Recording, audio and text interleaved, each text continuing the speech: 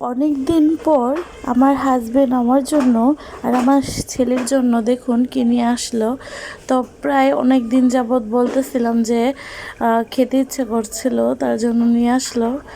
Hello everyone, আসসালামু আলাইকুম। সবাই কেমন আছেন? আশা করি ভালো আছেন।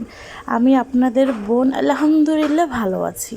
এই যে দেখুন, আজকে আপনাদের ভাইয়া অনেক দিন পর নিয়ে আসলো চাপ ভুনা, তারপর এখানে আছে গ্রিল, তারপর নিয়ে আসছে রানলুটি, আর আর একটু সস টস নিয়ে আসছে। এটাই তা আপনাদের ভাইয়া যখন আমার যেটা খেতে ইচ্ছে করে, যদি আল্লাহ সামর্থ্য রাখে বা টাকা থাকে, আমার জন্য নিয়ে আসে।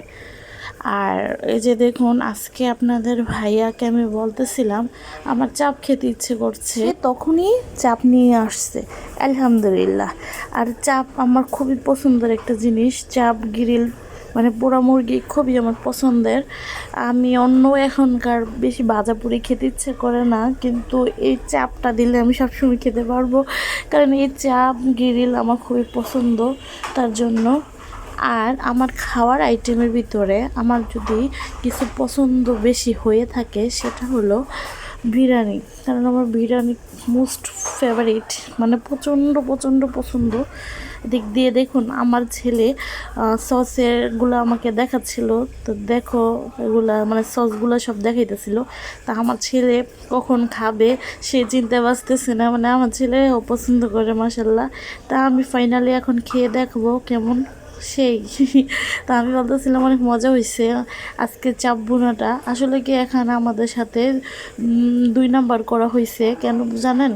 আমাদের যে চাপ ভুনাটা সেটা আরেকজনকে দিয়ে দিছে, আর আরেকজনেরটা আমাদের দিয়ে দিছে, মানে দুইটা একসাথে ভুনাটা করছে। তো ভুনা করার পরে আমাদেরকে হাড্ডির অংশ দিছে, তাদেরকে পুরা মাংসের অংশ দিয়ে দিচ্ছে। তো সব কয়টা হাড্ডি পাইছি ভুনার ভিতরে। তা যাই হোক, সেটা আল্লাহ জানে কীরকম। যদি মানুষ মিথ্যা ছলনা নিয়ে থাকে, তাহলে আল্লাহর কাছে ঠেকা থাকবে।